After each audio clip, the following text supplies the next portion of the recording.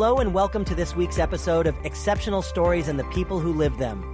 Your host is Steve Dover, a special needs advocate, the father of 2 special needs sons and a grandfather to 1.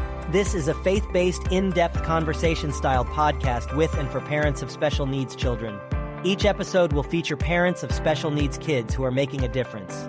Every day, these superstar parents tackle the challenges of life. This podcast will let you have a front row seat to hear how they do it, why they do it, and what you can learn from their experiences as they share their exceptional stories. Let's get started.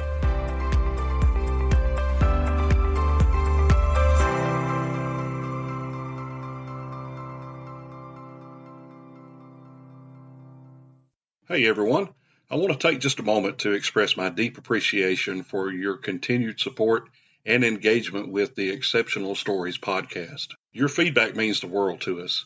If you've been enjoying our show, can I ask for your help in leaving us a 5-star rating on the podcast platform you use to listen to the show? It would truly make a difference for us if you would do that. Thank you so much for being a part of our podcast journey. Welcome back to another edition of Exceptional Stories and the People Who Live Them. We are changing pace just a little bit this week on this week's episode. I'm not interviewing the parent of a special needs child. I am interviewing a special education teacher that works with those special kids.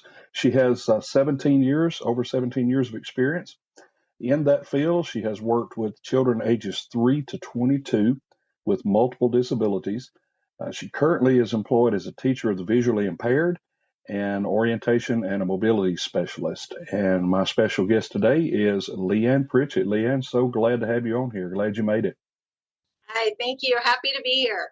Good deal. Well, let's get right into this. I know our time's going to run out, and we're going to want to have to add to the clock. So let's just get started on this. So, first of all, tell us how you first became interested in the field of special education and what inspired you to make it your career. Yeah, you know what? I am one of those people who falls in between the cracks. I am pretty high functioning. I'm learning disabled, but I still have some needs. So it's always been a challenge for me on a personal level. Okay. So I definitely wanted to give back that way. Sure. Funny thing is, when I went to college, I actually went to be a speech pathologist. Okay. And I didn't really have a huge interest in it. It was okay. And I knew I wanted to do something in special ed. I didn't know what. Right.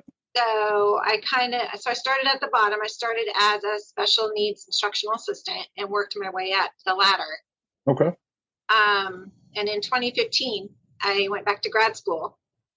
Oh. And I wasn't quite sure where I was going to go. I thought, well, maybe I'll be a speech pathologist. Maybe I should give it another go. Sure. And it was very interesting because my alma mater, San Francisco State, I got a letter from the head of special education who said, you know, that field, it's booked. You can't get in, even with your high GPA, but every other specialty in special education is open. Take your pick.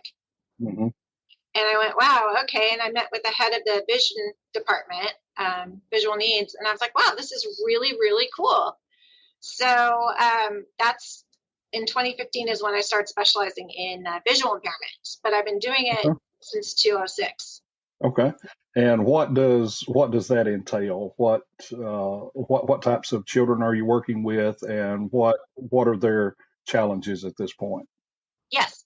So my children, even though they may have a vision issue, it could be anything from wearing glasses where they have a little bit of vision to being completely blind to needing maybe Braille. Okay.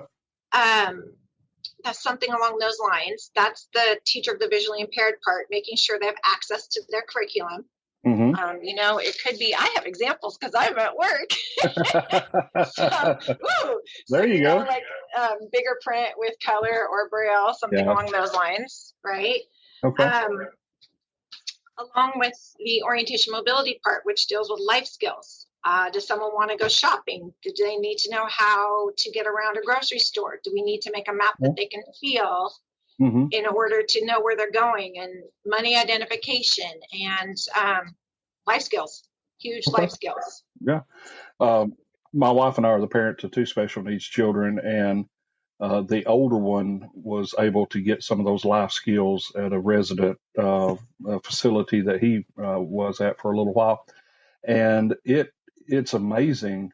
Yeah. It's a lot of things that we take for granted. Just going to the store, getting a loaf of Yeah. bread and a gallon of milk, finding the cash register, swiping a card, and leaving. It's no big deal. But to someone with these challenges, and then add the visual aspect into it too, Right. there's a lot of things there that just regular folks just don't think about. Right. Because you don't really break it down in your mind, right? You're just like, Yeah. okay, let's go. Yeah. No, I don't enjoy going to the store, so I try to make it as quick and painless as possible. I don't either. Yeah. Well, let me ask you this. You've been in this for a while. What are some of the changes that you've seen over the last few years? And I'm going to break it down a little bit more precisely Okay. after that. But you've been at 17, 18 years. What have you seen from Right. day one to now? Advances and maybe some drawbacks too. Yeah. Well, advances technology first and foremost. Mm-hmm. The iPhone, right, with all the Right. different apps on there they have. Not to mention, because years ago you could just get like one single device, low tech, that maybe, I don't know, could read a color, like Yeah. read a color on my shirt, like that's Yeah. green or whatever. Yeah. And it would just be like a simple device. But now, iPhone, right? Mm-hmm. So you have all your apps and everything on it. So a lot of it has been technology driven in terms Mm-hmm. of changes that way. Right. Another thing I've seen is an awareness as well. I mean, people, yes, they know special education, right? But Mm-hmm. especially in terms of my field, because it's so specialized with visual Right. impairment, that people are actually more aware of it now. Like, oh, okay, maybe Braille's a good thing. Maybe it's Yeah. not some weird funky monkey thing. Yeah. So it's Absolutely. been cool that way. I live in the state of Alabama, and where I was born and raised and where I worked for a majority of part of my life was very close to the Alabama Institute for the Deaf and Blind. Okay, And yeah. I worked closely with them on some projects and stuff. So, and I have a brother-in-law that is blind, and he uses Braille, and nothing stops him. I mean, Exactly. he's amazing. He cuts his own grass. He built a deck for the back of his house. I mean, just crazy stuff like that. But Oh, yeah. as far as the special education part of it goes, Yeah. I want to narrow it down a little bit more now. Pre-COVID versus post-COVID. Okay. Yes. Mm-hmm. What differences are you seeing? We're starting to get the classrooms back together, starting to get everybody back in one unit now, and what are some things you're seeing? Oh dear God. Well, first and foremost, we're all back together. Right. COVID was awful. I'm not going to lie. It was terrible. To say it was challenging, I'm being polite. Yeah. Okay? Yeah. You're trying to teach, and I was online with the class, and then you have like Johnny and Mommy. You have Miss Leanne, and then you have the classroom teacher, and Mommy's spending all the time. And granted, I understand where the child's coming from, trying to figure out, okay, who do I listen to? What am I doing? Because I'm at home. Yeah. But here's my teacher. Here's my vision teacher, right? So it was that whole dynamic, and a lot of it was just behavior modification, not to mention a boatload of paperwork, which I'm not a big fan of. Right. If you need to have papers like the one I held up, great. But if you can find other ways to learn that are better for students, especially my kids, they need more reality-based type things. Like you can have a picture of a cat, but if you don't know what a cat is, right? It means nothing. Or an actual orange versus a picture of an orange. I mean, things like that. So, and I tried doing that with parents, but it didn't always work. For them, it was easier just to have papers to do for the children, but it was more like busy work. Right. So it's been great being back post-COVID. However, then it's another adjustment for the children again, understandably, because now we're back in the classroom. So now, oh my gosh, and I'm here all day. I can't just run out and take a break whenever, or, to readjusting mentally to that. So it's been a little tough, but they're getting there. Yeah. What do you think is the biggest misconception about educating children with special needs? That they can't learn. Just because they're differently able doesn't mean they can't learn.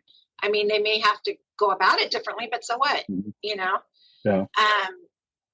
I think, and this has been interesting in terms of education, going back to the earlier question,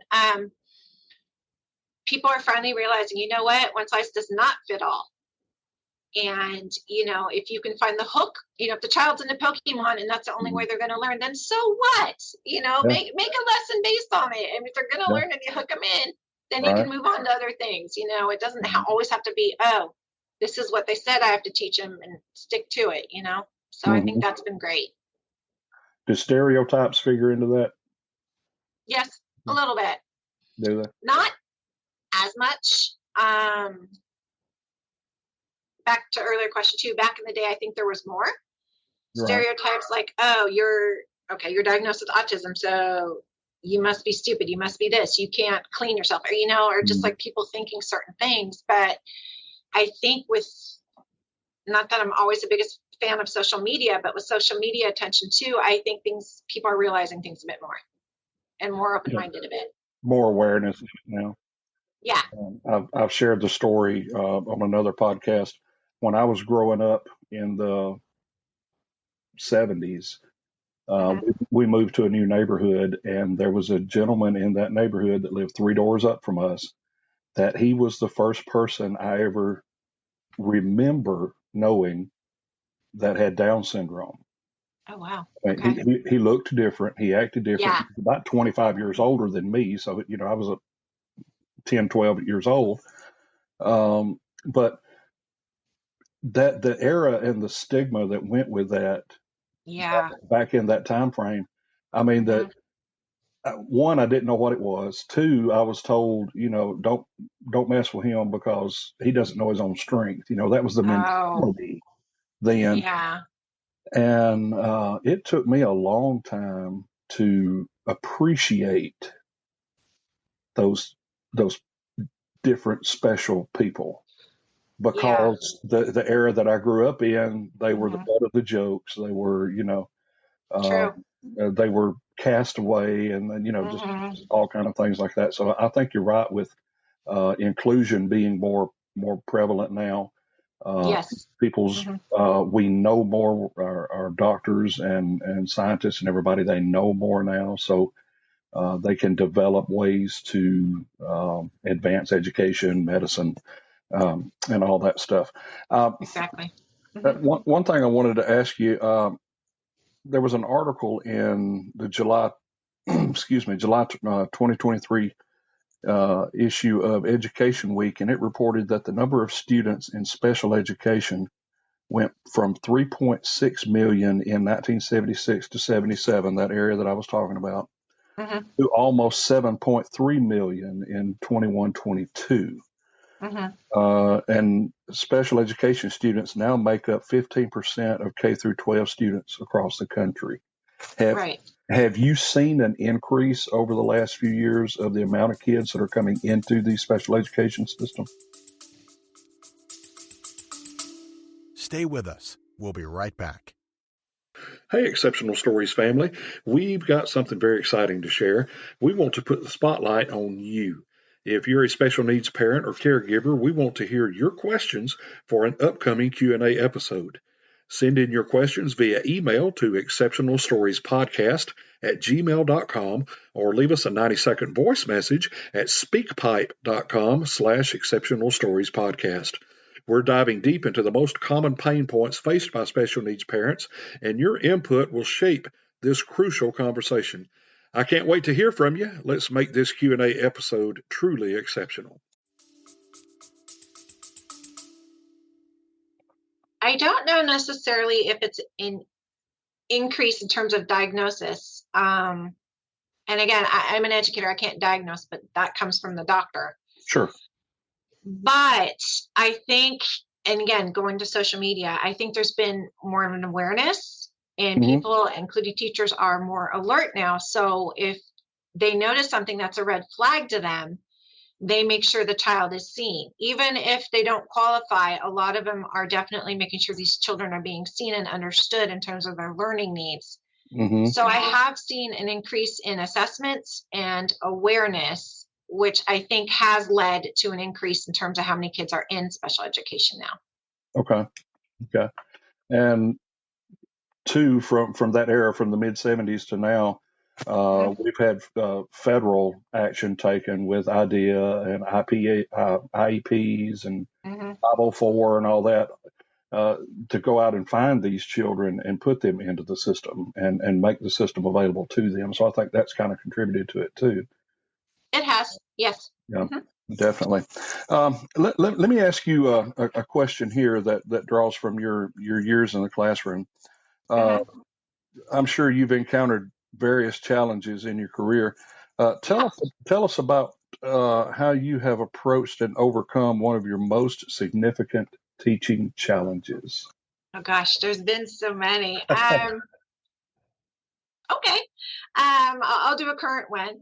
Okay. I have a mom, God bless her. She's a wonderful lady, but she's a helicopter mom. And understandably, I mean, we all want the best for our children, and I get that. Mm-hmm. But, it's to the point she wouldn't even let her child brush her own hair, and I'm like, oh my gosh. And this child went from a little K through 8 school, and I work in Central California. It's a very small community. And she went to little school, and then this year she's a freshman. And the high school here is over 3,000 students. Wow. So, so mom was calling me all summer long, really, really distraught. Oh my gosh, is my daughter going to be able to handle it? Mm-hmm. And I talked to her. Normally I wouldn't pick up my phone, but I saw who it was. I'm like, all right, I know she needs a little extra TLC. Cool. I'll talk to her. It's okay. And I went over with her.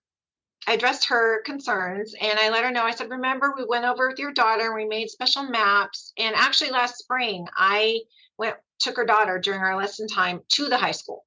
I mean, it's only like 2 miles away.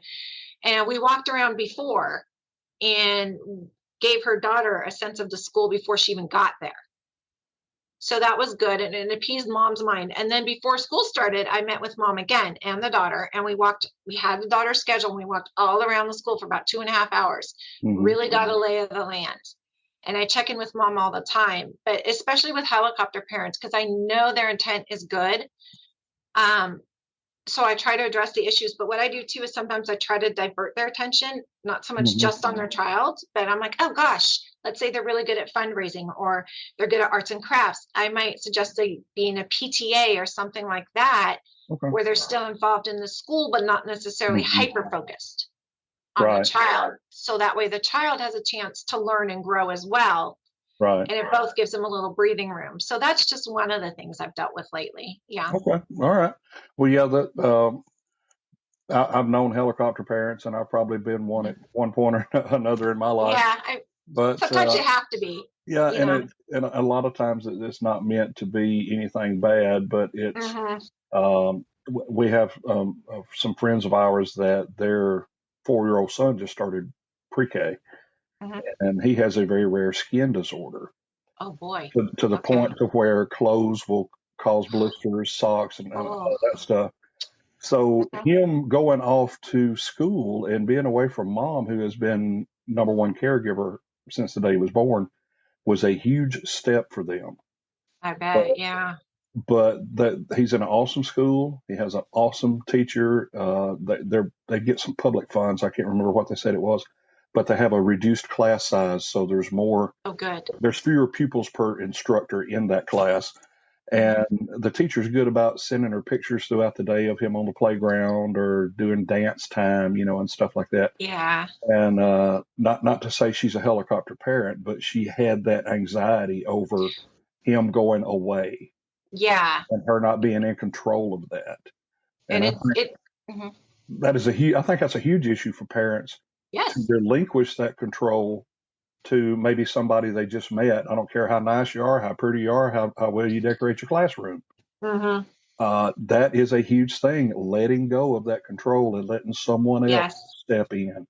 So, And I try to understand that. Yeah, sorry about that. No, it's very hard.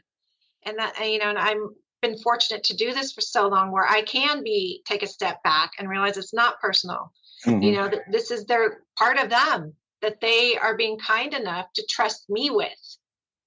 and that really says a lot on their part. So yes, I definitely try to be there for them and understand them and really help out where I can. Now, again, I do it with limits though. I do give them my info, but it's not always 24/7. I don't want people call me 3-4 in the morning. Oh, come on. Granted, but for the most part, I am pretty, I will be there for them. Yes. You will not like the person that answers my phone at 3 o'clock in the morning. Exactly. Like what? It would not be a pleasant experience. No. No. Let's talk about advocacy for just a minute before we take Sure. What do you think? Let's see. How do I want to say this?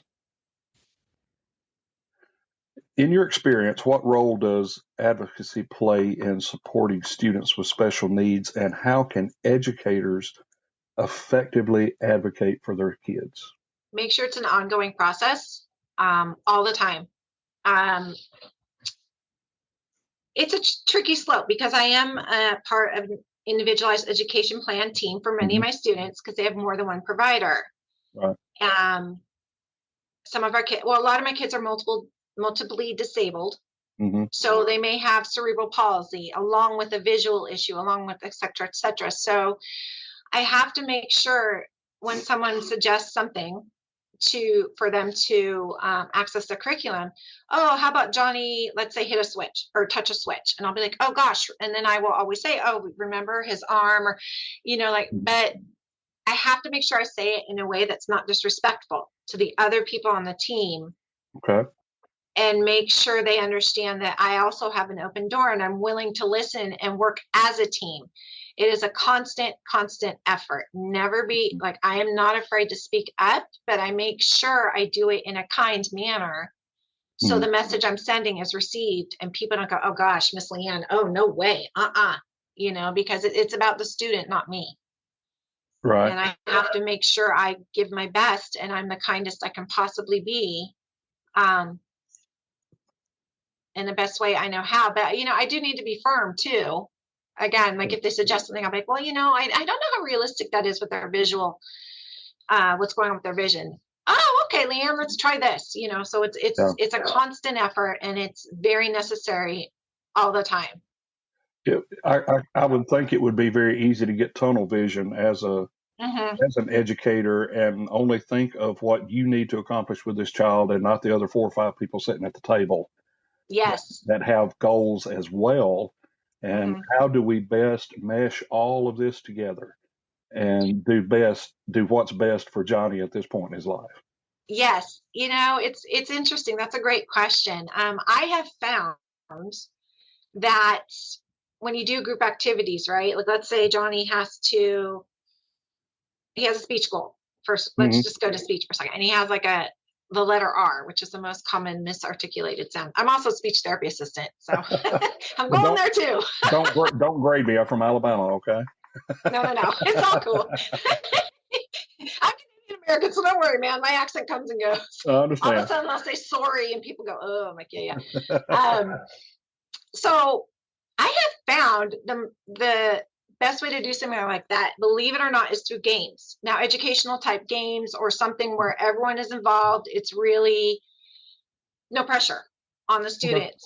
Let's say, or we're all writing a story together or doing something together where you can incorporate like someone needs to turn take, someone needs to understand how to share, or turn taking and sharing are pretty close, or, different goals, or someone needs to ask for something. And you can do that all, let's say in a game, let's say in a story, play activity where you're getting everyone involved and it's fun and they want to do it. And you're basically hitting a bunch of things at once. Okay. And the trick is finding what works for each individual child. Yeah. I mean, sometimes people are like, ugh, that game, so I mean, it's a little trial and error, but you do what you can. Absolutely. Well, this would be a good spot for us to take a quick break. And then when we come back, I want to discuss another area of your life that you're actively involved in, helping parents with special needs children. So stay tuned. We'll be back here in just a couple of seconds with exceptional stories and the people who live them.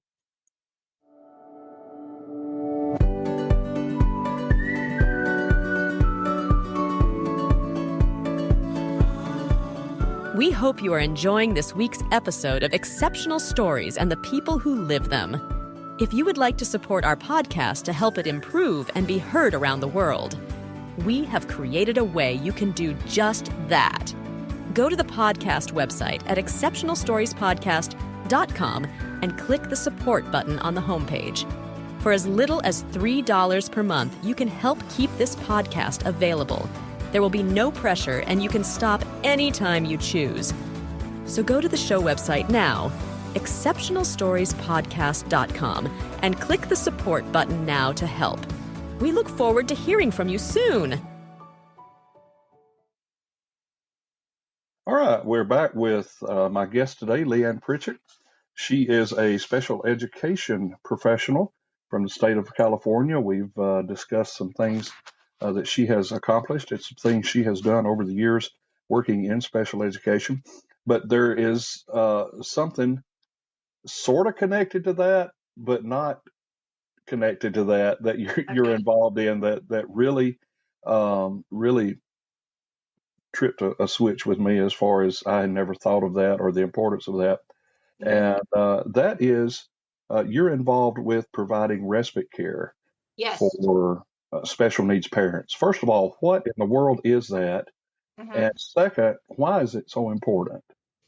Okay.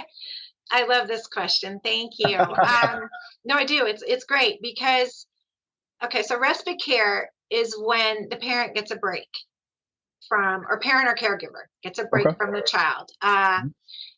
It's usually done through an agency, like in my case, where they go off the process of filtering out the appropriate employees.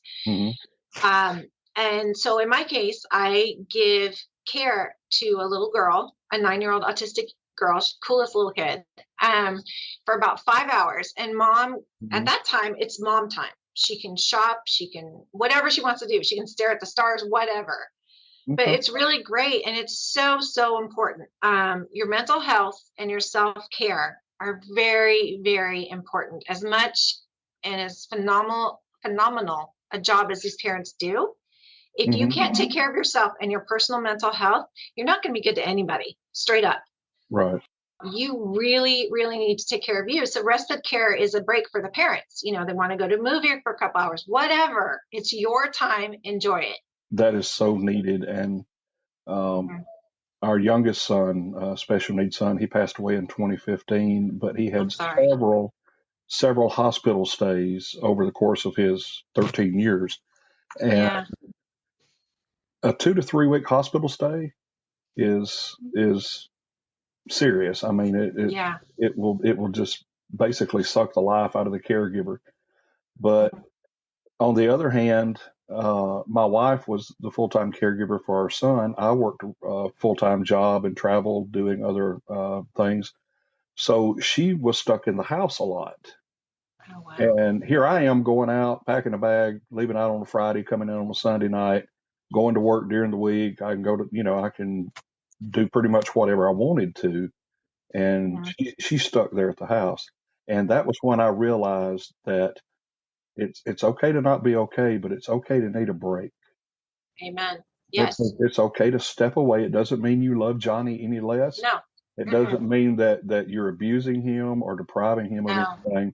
But if you run yourself absolutely ragged, you're no help to anybody. Exactly. No, you can't do it. No. How do you balance this with teaching? I mean, how does that work? Well, I teach during the week and I do respite on the weekend, so it works fine. I don't have to worry about it. Well, it's nice because my respite job is my part-time. Well, I have 2 part-time jobs, but that's one. Prices of gas in California are a little high, just a little, yeah. And okay, now nobody freak out now, but I do drive 155 miles one way to work, so it's 300 miles a day. Not to mention the schools I drive to, school sites. Wow. So that is why I took on part-time job, but I wanted to do a job that I enjoyed and that I knew I'd be helping. So that's where the respite came in. And it's nice because the agency, I can choose my own hours. Oh, great. Yeah, so that helps a lot. And it's just the one patient or the one child you're taking care of right Yes. now? Okay. For now, because mentally I can't handle anymore, and then I'll be messing with my mental health. Yeah. So, Yeah. You need a respite from the respite sometimes. I understand. amen. Yes. I understand. Yeah. Well, how if somebody would be interested in getting into that, how would somebody do that? Respite care. Yes. Oh, okay. I would contact, because it's different per state. So, Yeah. gosh, social services agencies, things of that nature, or even a school too. You can also call up a school too and ask them, look, I'm interested in doing this. What agencies do you recommend? Who Okay. do you think I should talk to? And you can also Google it. I mean, today's day and age, you can Google respite care or respite care worker, see what comes up. Right. Okay. But yeah, that I think that is very unique and very needed, and often self help and self care is way overlooked Amen. Yeah. in the parents' lifestyles, because it's usually running from dawn to dark, and there's no let up, there's no rest, and before you know it, you are just emotionally and physically drained. Exactly. And just having somebody come in that you can trust, that you know is going to take care of your child, and just if it's nothing else, then just go lock the bathroom door and sit in a tub for an hour and a half. I mean, whatever. Exactly. Go to the grocery store, watch a movie, go out and scream if you need to. Whatever Seriously, you need to do. Yeah. Whatever you need to do. But that's very interesting, and I appreciate you doing that. I know that is a help for sure with those folks. And kind of wrapping this up here, I've got two questions that I try to ask all of my parents when I interview them, because I know each answer is going to be different. Each parent is going to classify this differently. So with you as an educator, what has been the most difficult part of being a special education professional? Learning how to emotionally detach, because we do get so close to our students, especially with my kiddos, the blind and visually impaired, because I have to get really physical. I mean, I do have to touch them. I do have to do a lot of things. I'm going to try not to cry now, because I have had a few students pass away because there are multiple disabilities. And I work with I am so tongue-tied, y'all. I'm sorry. I work with what is called the moderate to severe population. So a lot of my kids, and I know you can relate to this, have a lot of severe disabilities. I've had some kids in beds coming to school. I've had some with like stomas, a hole right here where they have to be fed, different things. And so it's been really hard over the years to go from being Miss Leanne at school, and the minute I get in my car and go home, to Leanne, to make that switch and to really, really just detach. And it's hard, because I give these kids 5,000%. I give them everything I've got. I give these parents everything I've got. But then somehow you have to learn to take care of you. So it's not an easy thing to do at all. I agree with that 100%. On the other side of that coin, what has been the most fulfilling so far? That's kind of a hard question to narrow down to one thing. All of it, because even in days when I'm frustrated, because there's a lot of political stuff in teaching too. I'm just saying, behind the scenes, there really is, just like every other profession, right? And there are days you're like, and you want to pull out your hair. The minute I see any of my students, right, I am fine. My life is good. Everything is okay, because I have the privilege of teaching these children, and they're all phenomenal human beings. So just being around every child I have the privilege of knowing is the biggest thrill for me. Awesome. Let's wrap it up with this. Okay. Let's say I'm the parent of a school-age special needs child. Sure. And I am putting my child into a school system for the first time.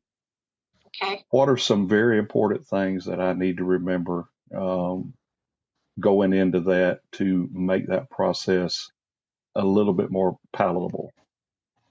Okay. Keep records of everything. As great as schools are, sometimes they do lose paperwork. Sure. So keep records, keep lines of communication open. Mm-hmm. Take a breath. Have faith. Keep the lines of communication open. Any anxiety you might feel as a parent, and again, I know this isn't easy, but if you can try not to pass it on to the child, I have seen that where the child will then freak out and not want to go to school because mommy's freaked out. Yeah. And it is a scary process to navigate. You're not alone. No. You're really not alone. A lot of these parents, if you can join a support group, like ask the teacher if they know of anybody, or ask the school, ask the county office. Mm-hmm. Hey, do you know of any support groups? Who do you recommend? Because that helps a lot. Having your peers and having that support will help you through issues as well. Yeah. And I would add to that, those are all great, but I would add to that, don't be afraid to be an advocate for your child either. Amen. If you do not understand something, ask. Mm-hmm. If you are uncomfortable with something, address it. Mm-hmm. And it will be taken care of. Yes. But don't sign anything. Don't agree to anything if you're at least a bit uncomfortable with it, or you think it would not be beneficial to your child. Yes, I just want to add to that because I have had parents. They're very sweet and coming from different cultures too, right? Like you respect people in their profession. Sure. And I know in my head, I'm like, okay, I know they don't agree with what this professional is saying in the IEP, but the parent feels pressure, so they'll sign it. And I've told my parents, no, if you don't agree with it, well, you know what? Too bad on us, because then we have to go back and make it right for your child. But never feel bad. If you don't think it's right, if you don't agree with it, do not sign it. You don't have to. Right. You do not have to. This is about you and your child and what you think is right for them to access curriculum. So never do that if you don't want to. Yeah, absolutely. Absolutely. Well, I told you the time would get away from us quick, and it has. It did. Oh boy, that was quick. I know it. But I do want to get you back on here for a series that I'm doing about navigating the special education system, and we'll deal more with specific things parents need to do for their children in the system. I definitely want to pick your brain on that. But absolutely, tell folks how they can get a hold of you. I actually found you on a new app that I'm using called Swell that I had never heard of. But I started using it for the podcast, and because of some hashtags and stuff I was using, your feed came up, and I listened to a couple of your mini podcasts on there, and I'm like, I need to talk with her. I need to reach out to her. And so how can folks get a hold of you if they want more information or they want to touch base with you and plug into some things you're doing? Yes. So you're right. I am on Swell. Swellcast.com, and then there's a / the Miss Leanne, all lowercase. Okay. I'm on Twitter at the only Leanne. The only, okay. I am on Instagram, but I've been getting some really weird follow requests, so I may not reply to that. It's nothing personal. It's just like I'm kind of like, interesting. I understand. They are among I'm sure some people. Yeah, I'm sure some people can relate to that. Absolutely. And then I am on Facebook too. Just my name, Leanne Pritchett, at Facebook. Okay. We will get all that in the show notes. And so if folks wanted to reach out to you and get some, glean some things off of your years of experience, that we will let them do that. Thank you so much for agreeing to come on the podcast and enlightening our audience a little bit, kind of going behind the curtain and see what it's like to be on the other side of the table. And to work with these amazing, extraordinary kids. I appreciate you being on here, and look forward to us talking some more at another time. Definitely. Thank you. And please reach out to me. I love this. I love doing this. Anything I can do to help, I will do. All right. Talk to you later. All right. Thank you.